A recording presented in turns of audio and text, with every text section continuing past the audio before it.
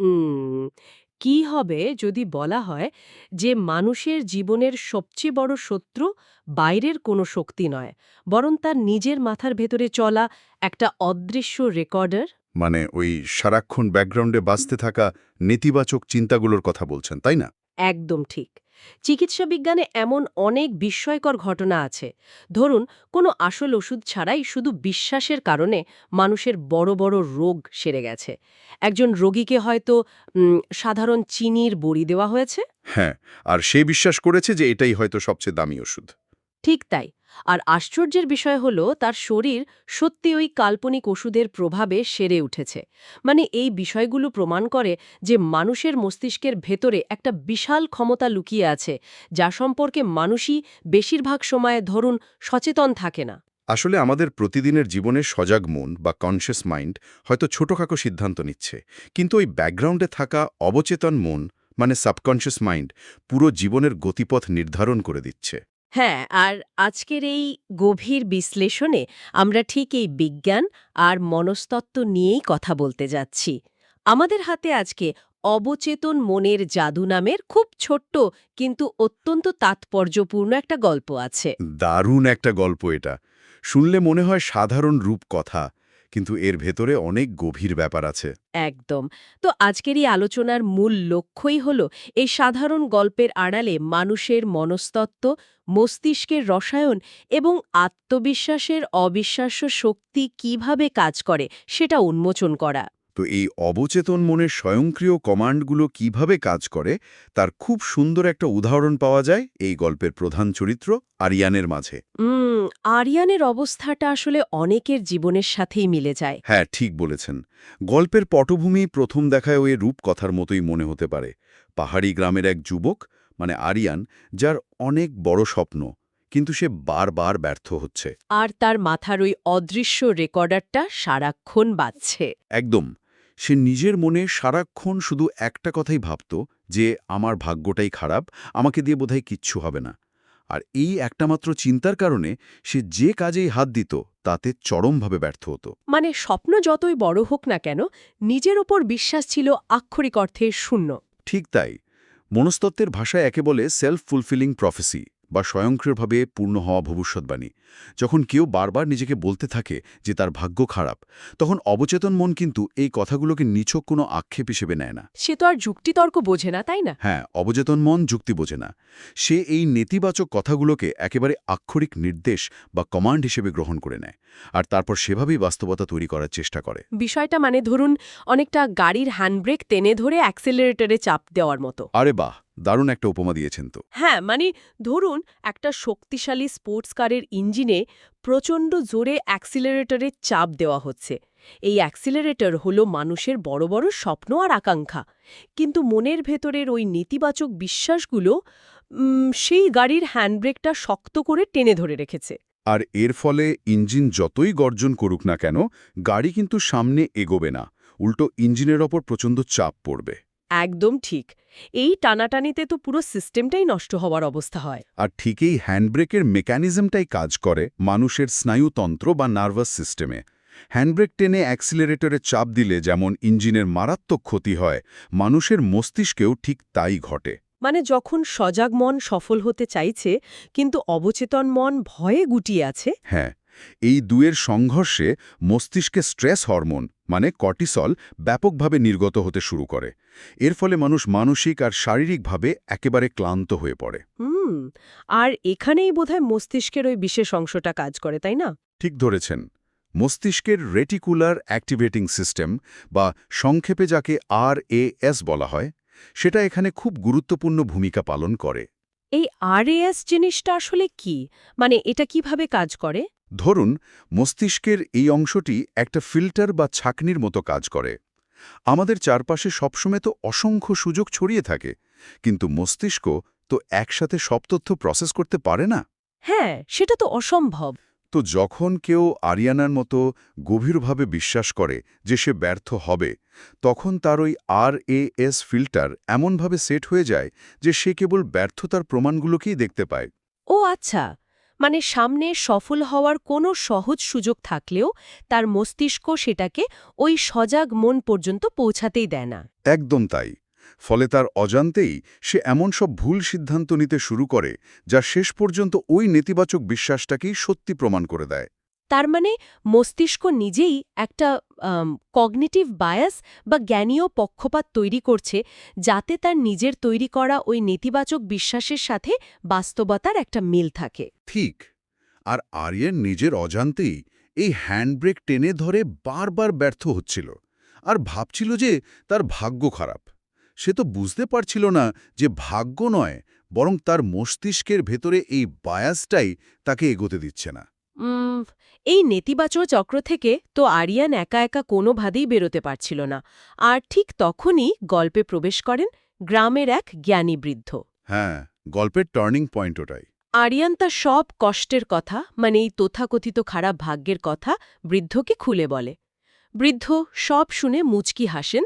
তারপর আরিয়ানের হাতে একটা স্বচ্ছ কাঁচের পাথর দিয়ে বলেন, এটি একটি জাদুকরি পাথর। এটি যার কাছে থাকে সে যা চায় তাই পায়। আর বৃদ্ধ তাকে নির্দেশ দেন পাথরটি পকেটে রাখতে এবং বিশ্বাস করতে যে সে পারবে। কিন্তু এখানেই আমার একটা প্রশ্ন আছে। মানে বিষয়টা খুব স্বাভাবিকভাবেই মাথায় আসে। বৃদ্ধ তো তাকে সরাসরি ভালো উপদেশও দিতে পারতেন, তাই না? হ্যাঁ, তা পারতেন। তাকে বোঝানো যেত যে তার ভেতরে অনেক প্রতিভা আছে। তা না করে তাকে একটা সস্তা কাচের টুকরো দিয়ে জাদুর পাথর বলে চালিয়ে দেওয়া হলো। এই মিথ্যা আশ্বাস দেওয়ার বা প্রতারণা করার পেছনে আসল কারণটা কি হতে পারে? খুব সুন্দর একটা প্রশ্ন করেছেন। এর কারণ হল সাধারণ মোটিভেশন বা উপদেশ আরিয়ানের মতো মানসিক অবস্থায় থাকা মানুষের ওপর কোনো কাজই করে না। কোনো কাজ করে না। কেন? কারণ মানুষের সজাগ মন বা কনশিয়াস মাইন্ড অনেকটা একঘেয়ে আর কঠোর সিকিউরিটি গার্ডের মতো কাজ করে। যখন কারো মনে নেতিবাচক বিশ্বাস একদম গভীরভাবে শিকড় গেড়ে বসে, তখন সাধারণ যুক্তিতর্ক ওই সজাগ মনের ফিল্টার পার হতে পারে না। ও আচ্ছা। মানে বৃদ্ধ যদি আরিয়ানকে বলতেন যে তুমি পারবে, তখন কি হতো? তখন আরিয়ানের সজাগ মন সাথে সাথে অতীত অভিজ্ঞতার ডেটাবেস ঘেঁটে বলতো, না, আমি পারব না, কারণ আমি এর আগে 10 বার ব্যর্থ হয়েছি। বুঝতে পারছি। তার মানে ওই কড়া সিকিউরিটি গার্ডকে পাশ কাটানোর জন্য একটা ছদ্মবেশ বা শর্টকাটের দরকার ছিল। দেখা গেছে যে হাঁটুতে প্রচণ্ড ব্যথা থাকা রোগীদের 2 ভাগে ভাগ করা হয়েছিল। আচ্ছা, তারপর? এক দলকে সত্যিকারের সার্জারি করা হলো আর অন্য দলকে শুধু অজ্ঞান করে হাঁটুতে দাগ কেটে বোঝানো হলো যে তাদের সার্জারি হয়েছে। অবাক করা বিষয় হলো, যাদের আসল সার্জারি হয়নি তাদেরও হাঁটুর ব্যথা সেরে গিয়েছিল। আরে বাহ! এটা কিভাবে সম্ভব? কারণ তাদের মস্তিষ্ক গভীরভাবে বিশ্বাস করেছিল যে চিকিৎসা হয়েছে, আর শরীর সেই অনুযায়ী নিজে থেকেই নিরাময় প্রক্রিয়া শুরু করে দিয়েছিল। আরিয়ানের ওই কাঁচের পাথরটিও ছিল ঠিক সেই রকমই একটি মনস্তাত্ত্বিক প্ল্যাসিবো। মানে এটি আরিয়ানের সজাগ মনের ওই সন্দেহগুলোকে ঘুম পাড়িয়ে দিয়েছে আর সরাসরি তার অবচেতন মনে একটা নতুন ইতিবাচক বিশ্বাস স্থাপন করতে সাহায্য করেছে। একদম তাই। তার মানে এই পাথরটা অনেকটা একটা প্রপস বা পোশাকের মতো কাজ করছে। ধরুন কোনো অভিনেতা যখন সাধারণ পোশাকে থাকে, তখন তার হাঁটাচলা একরকম হয়, কিন্তু সে যখন কোনো কড়া পুলিশ অফিসারের পোশাক পরে, তখন তার হাঁটাচলায়, কথাবার্তায় স্বয়ংক্রিয়ভাবে একটা কর্তৃত্ব বা অথরিটি চলে আসে। দারুণ উদাহরণ। পোশাকটার নিজের কোনো ক্ষমতা নেই। ঠিক, কিন্তু ওই পোশাকটা পরার কারণে তার অবচেতন মন একটা সিগন্যাল পায় যে এখন তাকে আত্মবিশ্বাসী হতে হবে। আরিয়ানের ওই পাথরটার ক্ষেত্রেও বোধহয় ঠিক সেটাই ঘটেছিল। হ্যাঁ, পাথরটি পকেটে নেওয়ার পর আরিয়ানের মনে একটা দৃঢ় বিশ্বাস জন্মায় যে তার কাছে জাদুকরী শক্তি আছে, সে আর কিছুতেই হারবে না। আর এর ফলাফল হিসেবে দেখা যায় যে কাজগুলো সে আগে পাহাড় সমান কঠিন মনে করত, সেগুলো তার কাছে সহজ হতে শুরু করে। তার হাঁটা চলা ও কথাবার্তায় অদ্ভুত আত্মবিশ্বাস ফুটে ওঠে এবং খুব অল্প সময়ের মধ্যেই সে ব্যবসায় দারুণ সাফল্য অর্জন করে ফেলে। আর জানেন তো, এই পরিবর্তনের পেছনেও কিন্তু পুরোপুরি নিউরোসায়েন্স বা স্নায়ুবিজ্ঞানের ব্যাখ্যা রয়েছে। শরীর আর মন তো আলাদা কোনো বিষয় নয়, এরা একে অপরের পরিপূরক। হ্যাঁ, সেটা তো বটে। যখন আরিয়ান বিশ্বাস করল যে তার পকেটে জাদুর পাথর আছে, তখন তার অবচেতন মন থেকে ভয় পুরোপুরি দূর হয়ে গেল। আর ভয় দূর হওয়ার সাথে সাথে মস্তিষ্কে ওই কর্টিসলের মাত্রা কমে গেল। আর তার জায়গায় নিশ্চয়ই ভালো হরমোনগুলো আসতে শুরু করল। ঠিক তাই। ডোপামিন আর সেরোটোনিনের মতো ইতিবাচক হরমোনগুলোর নির্গত হতে শুরু করল। এর সরাসরি প্রভাব পড়ে মানুষের বডি ল্যাঙ্গুয়েজ বা শারীরিক ভাষার ওপর। বুঝতে পারছি। যখন স্নায়ুতন্ত্র শিথিল থাকে তখন মানুষের দৃষ্টি অনেক প্রসারিত হয়। সে নতুন নতুন সম্ভাবনা দেখতে পায়। ব্যবসায়িক আলোচনায় বা গ্রাহকদের সাথে কথা বলার সময় আরিয়ানের চোখে মুখে আসে আগের হার মেনে নেওয়া ভাবটা ছিল না। তার কণ্ঠে ছিল একটা অদ্ভুত নিশ্চয়তা। আর মানুষ যখন অবচেতনভাবে টের পায় যে সামনের ব্যক্তিটি নিজের ওপর এতটা আত্মবিশ্বাসী, তখন তারা স্বয়ংক্রিয়ভাবেই তার ওপর বিশ্বাস স্থাপন করে, তাই না? একদম।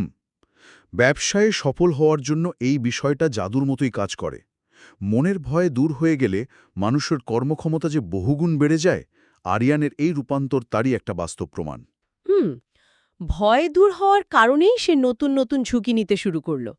কারণ তার অবচেতন মন তো ধরে নিয়েছিল যে ব্যর্থ হওয়ার কোনো সম্ভাবনাই নেই। হ্যাঁ, কিন্তু গল্পের সবচেয়ে নাটকীয় অংশটা শুরু হয় এরপরে। ঠিক। কারণ একটা কাঁচের টুকরোর উপর ভিত্তি করে পাওয়া এই সাফল্য আসলে কতটা টেকসই হতে পারে। একদিন আরিয়ান সেই বৃদ্ধকে কৃতজ্ঞতা জানাতে যাচ্ছিল। পথে হঠাৎ হোঁচট খেয়ে ধাক্কা লাগে, আর তার পকেট থেকে সেই পরম যত্নের পাথরটি মাটিতে আছাড় খেয়ে ভেঙে টুকরো টুকরো হয়ে যায়। আর তখনই কিন্তু আসল সত্যটা সামনে আসে। হ্যাঁ, তখনই আরিয়ান চমকে গিয়ে আবিষ্কার করে যে ওটা আসলে কোনো জাদুকরি পাথরই ছিল না, নিতান্তই সস্তা সাধারণ এক টুকরো কাচ। এই বিষয়টা দেখে আরিয়ান একেবারে ভেঙে পড়ে। সে কাঁদতে কাঁদতে বৃদ্ধের কাছে ছুটে যায়। আর গিয়ে বলে, আমার জাদুকরি পাথর ভেঙে গেছে, এখন আমার কি হবে? বিষয়টা একটু গভীরভাবে ভাবলে এখানে একটা মজার বৈপরীত্য বা কন্ট্রাডিকশন চোখে পড়ে। যে ছেলেটা নিজের বুদ্ধি, নিজের পরিশ্রম খাটিয়ে আর নিজের বডি ল্যাঙ্গুয়েজ পরিবর্তন করে ব্যবসায় এত বড় একটা সাফল্য পেল, সে কিভাবে বুঝল না যে পুরো কৃতিত্বটাই তার নিজের? সত্যি ভাবার মতো বিষয়। সে কেন ভাবল যে এই সব কিছুর পেছনে একটা সস্তা কাচের টুকরো দায়ী? মানে ক্রেডিটটা সে নিজে কেন নিল না? কারণ হলো মানুষের মন সবসময় তার কমফর্ট জোন বা স্বস্তির জায়গায় থাকতে পছন্দ করে। সাফল্য অর্জন করা এক জিনিস, কিন্তু সেই সাফল্যের পুরো দায়িত্ব নিজের কাঁধে নেওয়াটা অনেক বড় একটা মানসিক চাপ। আচ্ছা, মানে দায়িত্ব এড়ানোর জন্য। হ্যাঁ, আরিয়ান নিজের সাফল্যের দায়িত্বটা ওই পাথরটার উপর চাপিয়ে দিয়ে খুব শান্তিতে ছিল। তার অবচেতন মন তাকে বোঝাচ্ছিল যে আমি তো কিছু করছি না, আমাকে কোনো এক্সট্রা প্রেশার নিতে হবে না, যা করার ওই জাদুর পাথরই করছে। কিন্তু যদি সে মেনে নিত যে এই সব কিছু সেই নিজে করেছে, তাহলে তো আগামী দিনে ওই সাফল্য ধরে রাখার দায়িত্ব তার নিজের কাঁধেই পড়ত। ঠিক ধরেছেন। মানুষ সাধারণত এই দায়িত্ববোধ থেকে পালাতে চায়। তাই এই পাথরটি ভেঙে যাওয়াটা সাময়িকভাবে আরিয়ানের জন্য কষ্টদায়ক হলেও দীর্ঘমেয়াদে এটা ছিল তার জীবনের সবচেয়ে প্রয়োজনীয় মুহূর্ত। দারুণ একটা কথা বলেছেন। এই ধাক্কাটা না লাগলে হয়তো সে সারা জীবন একটা ভ্রান্ত ধারণার উপরই বেঁচে থাকত। সে হয়তো নিজেকে সবসময় ওই পাথরের পরাধীন মনে করত। একদম তাই। যদি পাথরটি না ভাঙত, তবে আরিয়ান সারা জীবন নিজের ভেতরের অসীম ক্ষমতার বদলে একটি জড়বস্তুর উপর নির্ভরশীল হয়ে থাকত। আর সবসময় এই ভয়ে ভয়ে থাকত যে কখন পাথরটা হারিয়ে যায় বা কেউ চুরি করে নিয়ে যায়। হ্যাঁ, তার এই সাফল্যটা হতো একটা শিকলে বাঁধা সাফল্য। তাই আসল সত্যটি উন্মোচিত হওয়া তার চূড়ান্ত স্বাধীনতা বা অটোনমির জন্য অপরিহার্য ছিল। বৃদ্ধ অত্যন্ত জ্ঞানী ছিলেন। তিনি জানতেন যে একদিন না একদিন এই সত্যিটা আরিয়ানের সামনে আসবেই। আর সেই দিনটির জন্যই তিনি হয়তো অপেক্ষা করছিলেন। কারণ তিনি জানতেন যতক্ষণ না আরিয়ান নিজে হোঁচট খাচ্ছে, ততক্ষণ সে এই সত্যটি মেনে নিতে প্রস্তুত হবে না। ঠিক। আরিয়ানের এই কান্নাকাটি আর হতাশার সূত্র ধরেই কিন্তু গল্পটি তার সবচেয়ে গুরুত্বপূর্ণ এবং চূড়ান্ত শিক্ষায় এসে পৌঁছায়। হ্যাঁ, বৃদ্ধ যখন আরিয়ানের কান্না শুনলেন, তিনি মোটেও বিচলিত হলেন না। তিনি অত্যন্ত শান্ত গলায় আরিয়ানকে বুঝিয়ে বললেন যে জাদু কখনোই ওই পাথরে ছিল না। জাদু ছিল আরিয়ানের নিজের চিন্তায় এবং তার মস্তিষ্কের কার্যপ্রণালীতে। সে যখন বিশ্বাস করতে শুরু করেছিল যে সে পারবে, ঠিক তখনই থেকে তার অবচেতন মন ব্যাকগ্রাউন্ডে তাকে সফল করার জন্য কাজ শুরু করে দিয়েছিল। মানুষ নিজেকে নিয়ে যা বিশ্বাস করে, বাস্তবে সে ঠিক তেমনই হয়ে ওঠে। এই একটা বাক্য কতটা শক্তিশালী তা এই গল্পের মাধ্যমে একদম পরিষ্কার হয়ে যায়। একদম। মানুষ সারা জীবন বাইরে জাদুর খোঁজ করে, শর্টকাট খোঁজে, ভাগ্যকে দোষ দেয়। কিন্তু আসল কন্ট্রোল প্যানেলটা যে মানুষের নিজেদের মাথার ভেতরেই বসে আছে সেটা বেশিরভাগ সময় খেয়াল করা হয় না। আর এই কন্ট্রোল প্যানেলের নিয়ন্ত্রণ নেওয়ার বিষয়টা আসলেই সহজ নয়, তবে অসম্ভবও কিন্তু নয়। যদি পুরো আলোচনার একটা মনস্তাত্ত্বিক সারমর্ম টানা যায়, তাহলে বলা যায় যে অবচেতন মন হলো একটি অত্যন্ত শক্তিশালী ইঞ্জিন।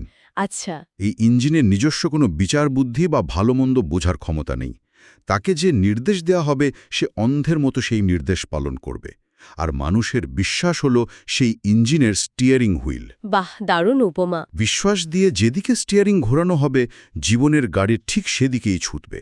ওই জাদুর পাথরটা ছিল কেবল সেই জং ধরা স্টিয়ারিংটাকে ঘোরানোর একটা সাময়িক টুল বা উপায় মাত্র। আরিয়ান ভাবছিল পাথরটা ইঞ্জিন, কিন্তু ইঞ্জিন ছিল তার নিজের মন। একদম। আসল জাদুকর বাইরের কেউ নয়, আসল জাদুকর হলো মানুষের অবচেতন মন নিজেই। যখন এই চিন্তার ক্ষমতাটা বুঝতে পারা যায়, তখন আর বাইরের কোনো কাঁচের টুকরোর প্রয়োজন হয় না। জানেন, এই গল্পের সূত্র ধরে আমাদের প্রতিদিনের জীবনের দিকে তাকালেও কিন্তু এরকম অসংখ্য জাদুর পাথরের দেখা মেলে। হ্যাঁ, আমরা সবাই তো কিছু না কিছু পাথর নিয়ে ঘুরছি। ঠিক তাই, মানুষ তার দৈনন্দিন জীবনে নিজেদের অজান্তেই এমন অনেক প্লাসিবো বা ছদ্মবেশ ব্যবহার করে।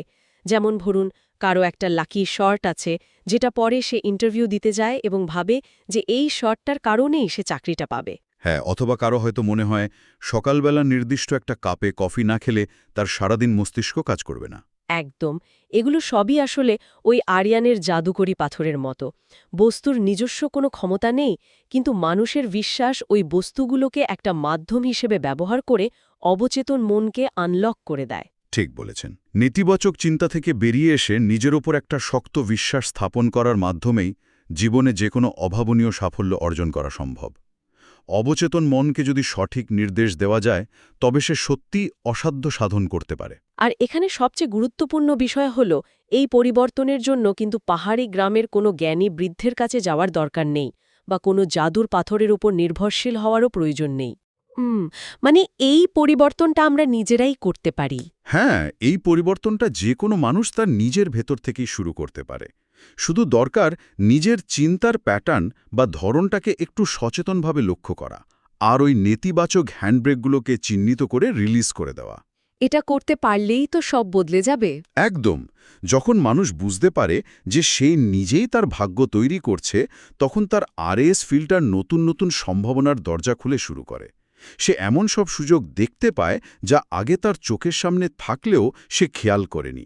আমরা আমাদের এই গভীর বিশ্লেষণের একেবারে শেষ পর্যায়ে চলে এসেছি। মানুষের মনস্তত্ত্ব আর অবচেতন মনের এই জাদুকরী ক্ষমতা নিয়ে আলোচনা করতে গিয়ে আজ আমরা বিজ্ঞান, রূপকথা এবং বাস্তবতার এক অদ্ভুত মেলবন্ধন দেখলাম। আজকের আলোচনাটা সত্যি খুব দারুণ ছিল। হ্যাঁ, তবে আজ আলোচনা শেষ করার আগে এই গল্পের সূত্র ধরে ভাবনার জগতে নাড়া দেওয়ার মতো একটি নতুন প্রশ্ন রেখে যাওয়া প্রয়োজন।